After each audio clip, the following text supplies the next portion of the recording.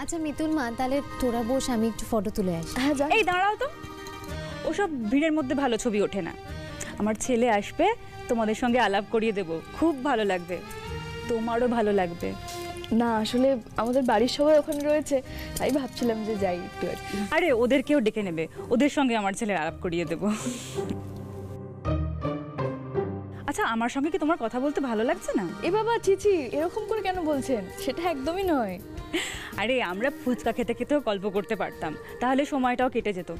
কিন্তু আমার ছেলে তো আবার ডাক্তার, সেসব আমাকে ডায়েট চার্ট করে দিয়েছে, এই খেতে হবে, ওই খেতে হবে, এই খাওয়া যাবে না, সেই খাওয়া যাবে না। ও আচ্ছা, আপনার ছেলে ডাক্তার? বাহ, ভীষণ ভালো। তাহলে আপনার ছেলেকে নিয়ে তো নিশ্চয়ই আপনার খুব গর্ব হয়।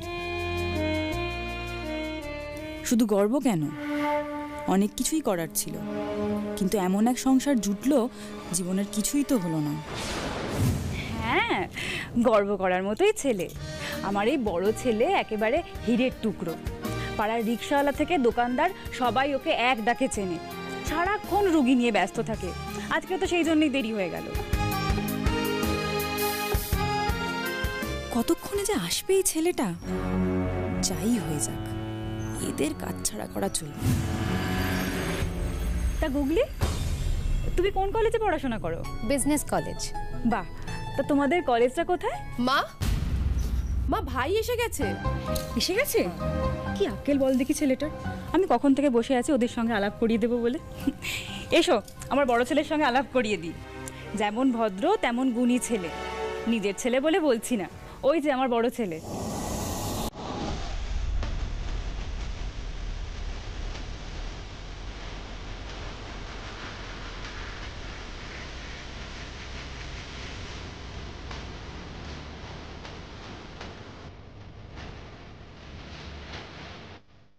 সঞ্চয়?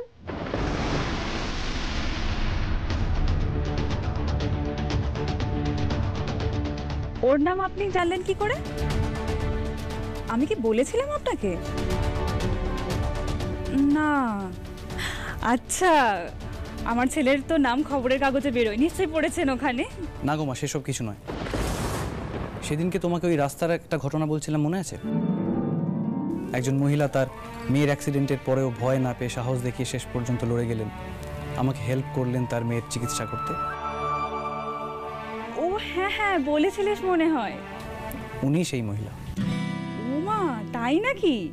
কাল আমার ছেলের মুখে আপনাদের কথা শুনলাম, ভুল কিছু বলেনি। আপনাদের সঙ্গে মিশে বুঝলাম আপনাদের পরিবারের কোনো তুলনা হয় না। শান্তি নেই আমার, কোথাও গিয়ে শান্তি নেই। একে যতই কাটিয়ে দেওয়ার ট্রাই করছি, ঠিক কোনো না কোনোভাবে ফিরে আসছে।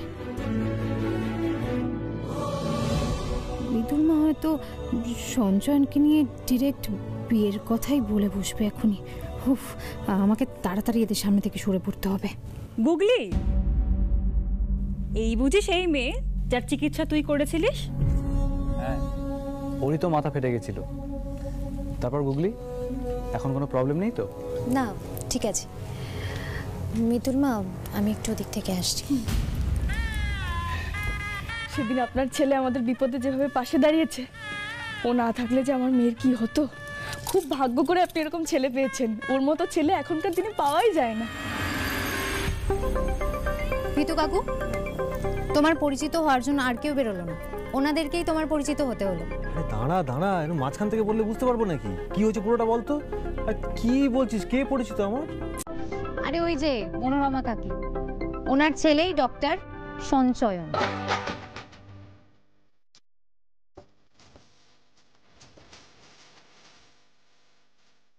সঞ্চয়ন? আগে বলবি তো। কি আশ্চর্য, তুমি সঞ্চয়ন? দেখেছো, আগের দিন দেখা হলো কিন্তু আমি চিনতেই পারিনি তোমাকে। অর্ক কাকু, ও তোমার তো মনে থাকার কথা, মনে হয় সেই কত ছোটবেলায় দেখেছো আমাকে। তুমি ভাবতে পারছো মিতুল, সুব্রত দাস সেই পুচকে ছেলেটা আজকে কত বড় ডাক্তার হয়ে গেছে। হ্যাঁ, কিভাবে গুগলির পাশে দাঁড়ালো, হ্যাঁ ভাবাই যাচ্ছে না। What a pleasant surprise. আরে নিজের লোকেরা প্রয়োজনে কাজে আসবে না তো কারা আসবে? তুমি তো বাদই দাও, আমি তো হসপিটালে থাকাকালীন জানতেই পারলাম না যে সঞ্চয়ন সুব্রত দার ছেলে। কি কাণ্ড বলো তো, পৃথিবীটা না সত্যি গোল।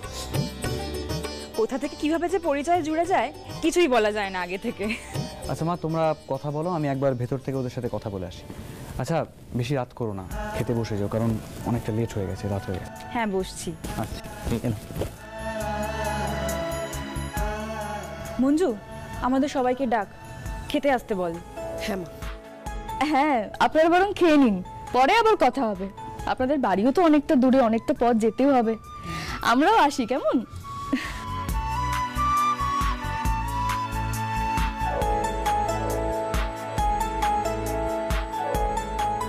যে যেখানে খুশি ফিরুক, আর এ পথে ফিরছি না।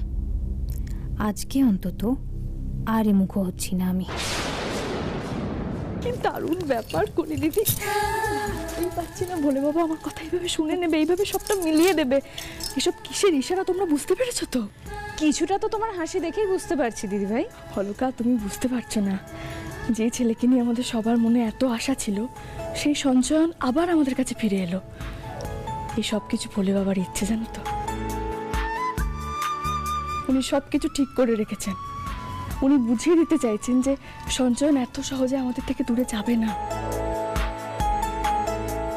নাহলে তুমি বলো, এখানে এতগুলো পরিবার থাকতে ওই সঞ্চয়নের পরিবারের সাথেই আমাদের এতটা ঘনিষ্ঠতা হতে হলো।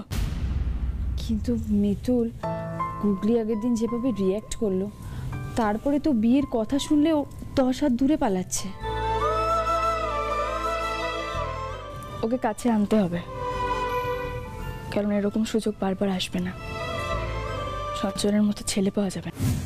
এই শোন, তোর সঙ্গে একটা কথা ছিল। হ্যাঁ বলো। গুগলিকে কেমন দেখলি? কেমন লাগলো তোর? গুগলিকে তো আজকে অনেকটা বেটার। ইনফ্যাক্ট মাথায় যেখানটা ফেটে গেছিল সেটা অনেকটা রিকভার করেছে দেখলাম।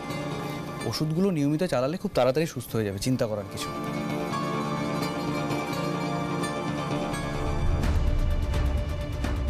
ভগবান, কি জিজ্ঞেস করলাম আর কি উত্তর দিল। ছেলেকে দিয়ে কিছু হবে না, যা করার আমাকেই করতে হবে। যাই বলিস, রান্নাটা কিন্তু ফাটাফাটি হয়েছিল। আচ্ছা সঞ্চয়ন কোথায় দেখছি না তো, বেরোতে হবে তো। দাদা তো পার্কিং এ আছে, গাড়ি বের করছে।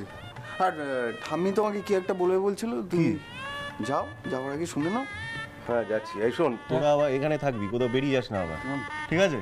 যেখানেই যাও, যাওয়ার আগে এটা খেয়ে যাও।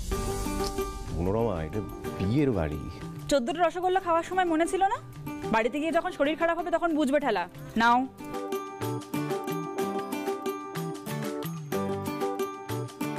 আচ্ছা দাও। বৌদি, আমাকে একটু দিও তো, আমি অনেকক্ষণ ধরে খুঁজছিলাম। দাও। সে তো জানি, আমাকেই দরকার পড়বে। এই মঞ্জু, এনে নে নে নে নে নে, হজম হয়ে যাবে। তা বকে বকে কি খাওয়ানো হচ্ছে শুনি? আর বলবেন না, এই জোয়ান এই তো বিয়ে বাড়ি থেকে গিয়েই সব বলবে। গ্যাস, অম্বল, গলা জ্বালা, বুক জ্বালা, সব রুগী এক একটা। তাই জন্য তো ব্যাগের মধ্যে টোটকা রেখে দিই। বাহ, আপনার ছেলের থেকে তো দেখছি আপনিও কিছু ডাক্তারিটা শিখে গেছেন। মিতুল মা, বলছি ভালো কাকি ওপরে ডাকছে, একটু তাড়াতাড়ি যেতে বললো। এই তো গুগলি, নাও তুমিও একটু খাও। না আসলে না, আমার খাবার খাওয়া এখনো হয়নি, আমি পরে খাবো। তাতে কি হয়েছে, একটু পরেই তো খাবে। বড়রা বললে নিতে হয়, খাও।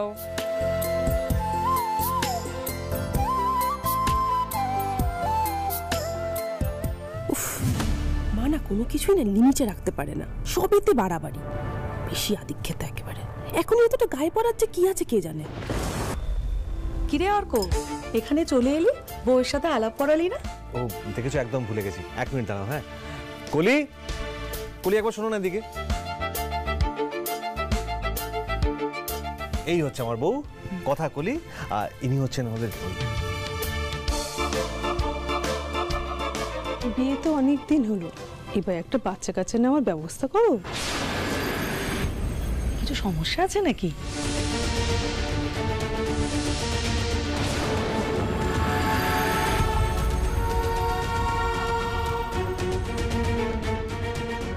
শুনলাম তুমি তো নাকি ডাক্তার, আর তোমারই কোনো বাচ্চা কাচ্চা হলো না?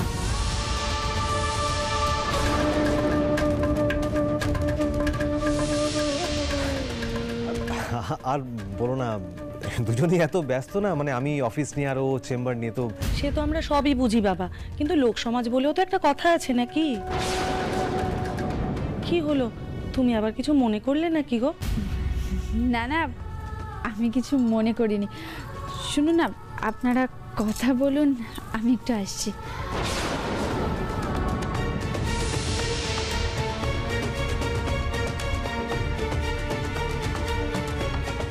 আসছি আমি, 1 মিনিট।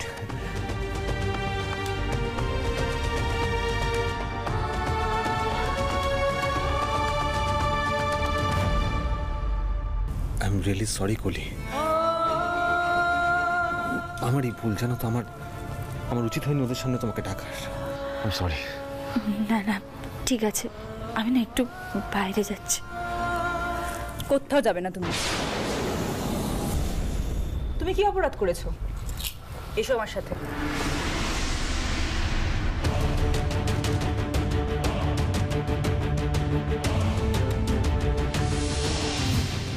আপনারা কি মানুষ? মন বলে কিছু নেই আপনাদের? কাউকে এরকম ভাবে বলে? ছি! ও দিদি, তুমি একটু শান্ত হও, তুমি কিন্তু আবার মাথা গরম করে ফেলছো। না, মাথা গরম করবে না। কারোর বাচ্চা হয়নি তাতে কি তার অপরাধ? যদি বাচ্চা না হয় তাতে কি এসে যায়? আপনি শুধু শুধু রেগে যাচ্ছেন। ওনারা ওরকম ভাবে কিছু বলেনি। আমি জানি ওনারা কি বলেছেন। কোনো কাজ নেই এনাদের, এটাই স্বভাব, বিয়ে বাড়ি এসে গজল্লা করা। মানুষের কাটা ঘায়ে নুনের ছিটে দিতে খুব ভালো লাগে, তাই না? নরম মাটি পেয়ে আঁচড়ানো সব।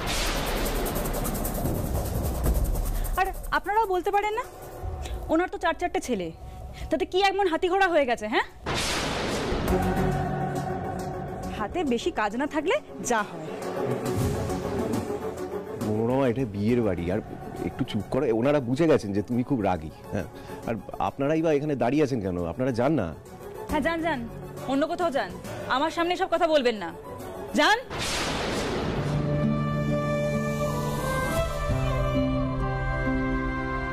বলছি, আপনি আবার শুধুমাত্র কেন ঝামেলা করতে গেলেন বলুন? আরে মা তো ওরকমই, কেউ অন্যায় করছে দেখলে মা মাথা ঠান্ডা রাখতে পারে না।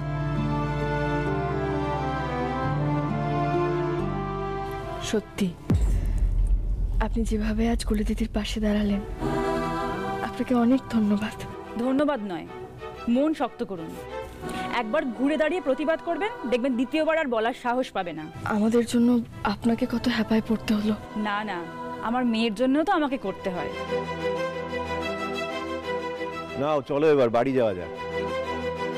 আসি। হ্যাঁ,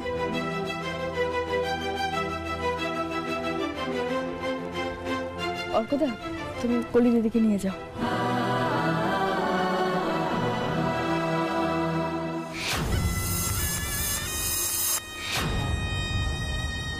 এমন ভালো সাজলাম, আমার ছেলের সাথে বিয়ে না দিয়ে যাবে কোথায়?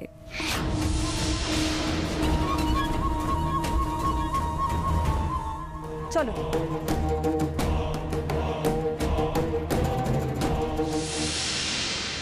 সত্যি কত বড় বিচার এই মহিলার, কত বড় মন মানুষটার। দিদি ভাই, চলো আমরা খেয়ে নিই। অলকা, একটু আগে জানো তো মনোরমা দি পুরো দিদির মতো কলি দিদির পাশে দাঁড়ালো। জানো শুভ দাদা, গুগলিকে কিভাবে জোর করে জোয়ান খাওয়ালেন? তুমি যদি গুগলির মুখটা দেখতে, সত্যি ওই মহিলা সবার কথা ভাবেন। ওই রকম একজন মানুষ যদি আমার গুগলিটা শাশুড়ি হয়, পুরো নিজের মায়ের মতন হবে। দেখো। কিন্তু দিদিভাই, গুগলি তো চাইছে না, ও তো বলেই দিল তোমার সামনে, দেখলে তো। সেটা ঠিকই, কিন্তু মানুষের মন বদলাতে কতক্ষণ।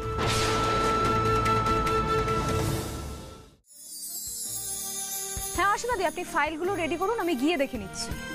অলকা। হ্যাঁ দিদি ভাই। অলকা, বলছি আমাকে না একটু অফিসে যেতে হবে, একটা জরুরি কাজ আছে। তুমি একটু শরৎ দিদিকে বলে রান্নাটা নামিয়ে দিও না গো। হ্যাঁ দিদি ভাই, তুমি চিন্তা করো না, আমি দেখে নেব। মিতুল, তুমি কি গাড়ি নিয়ে যাচ্ছ? হ্যাঁ গাড়ি নিয়ে যাচ্ছি। ড্রপ করে দাও একটু। আচ্ছা তুমি তৈরি থাকো, ওখানে তো ইন্দ্রবাবু অপেক্ষা করছে, দুবার ফোনও করে নিয়েছে। কি জরুরি মিটিং আছে নাকি আজকে?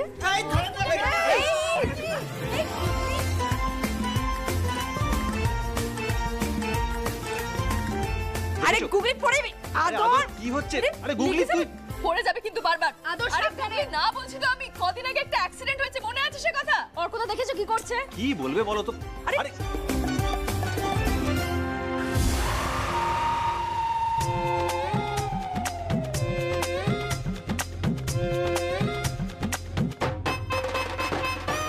আরে কি রে, এত হই হট্টগোল কিসের?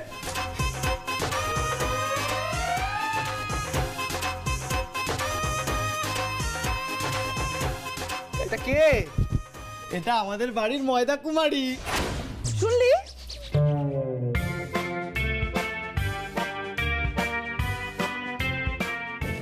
কি হয়েছে দেখ এবার।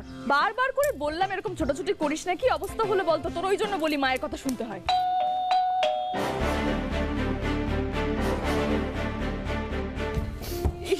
এই গুগলি, সকাল সকাল ফেস প্যাকের কাজ হয়ে গেল তোমার।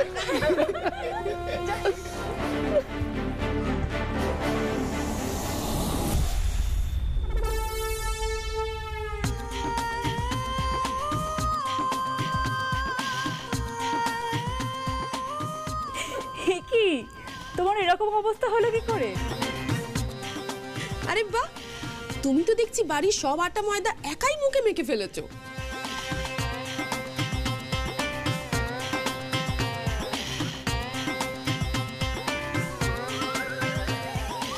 আসুন আসুন, ভেতরে আসুন।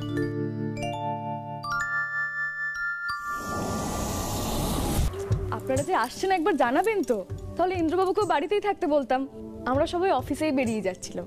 গুগলি আর শিবা ছাড়া কাউকেই বাড়িতে পেতেন না। আমি জানি আমাদের সকালে ভাবে হঠাৎ করে আসাটা উচিত হয়নি। নিশ্চয়ই আপনারা সবাই খুব অবাক হচ্ছেন। মিতুল, তখন থেকে ফোন করছি, ফোন তুলছো না। দেখি আপনারা কালকে কিছু ফেলে গেছিলেন নাকি? হ্যাঁ, ফেলে তো গেছি, কিছু কথা ফেলে গিয়েছিলাম, সেটাই বলতে এসেছিলাম। না না, আপনাদের কাজের কোনো অসুবিধা হবে না, বেশিক্ষণ সময় নেব না। কি কথা বলুন না, এত ভাববেন না, একেবারে নিজের মনে করে বলুন। আমি তো নিজের মনে করি বলেই তোমাদেরকে না জানিয়ে এই সাত সকালে চলে এসেছি। মিতুল, তুমি আমার বোনের মতো, তাই তোমাকেই মনের কথা খুলে বলছি। তোমার মেয়েটা খুব ভালো, জানো তো?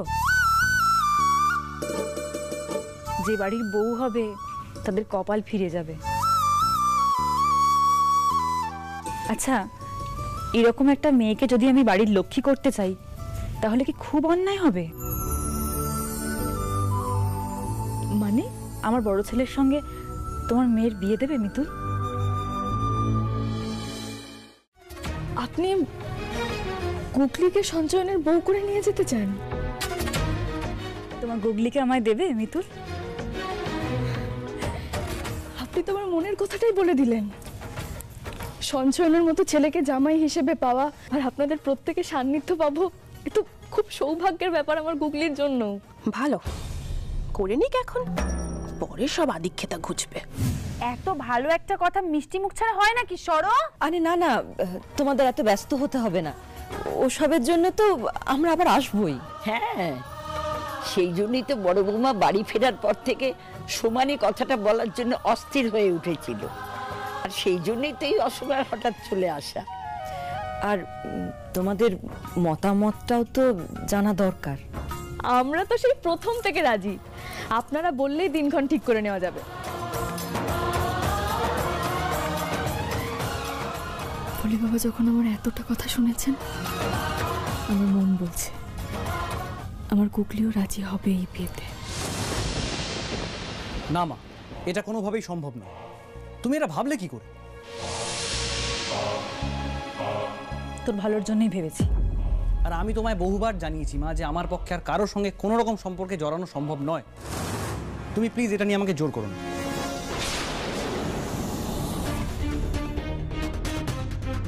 তোকে আমার দিব্যি, আমার কথাটা তোকে রাখতেই হবে।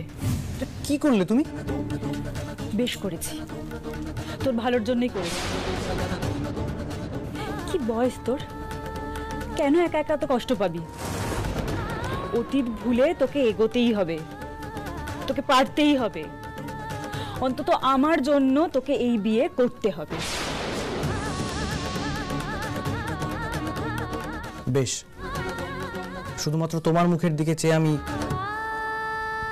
আমি রাজি হচ্ছি। তবে একটা শর্ত আছে। কি শর্ত? তুমি ওদের কাছে কিছু লুকোবে না, সব সত্যিটা বলবে। একমাত্র তাহলেই আমি এই সম্পর্কে এগোবো, নইলে নয়। মিতুল, একটা কথা আগে বলা হয়নি। আমিও চাই না আর আমার ছেলেও চায় না যে কোনো একটা সম্পর্ক তৈরি হোক সত্যিকে চাপা দিয়ে। তোমরা সঞ্চয়নের অতীতটা জানো না। আসলে সঞ্চয়নের সঞ্চয়নের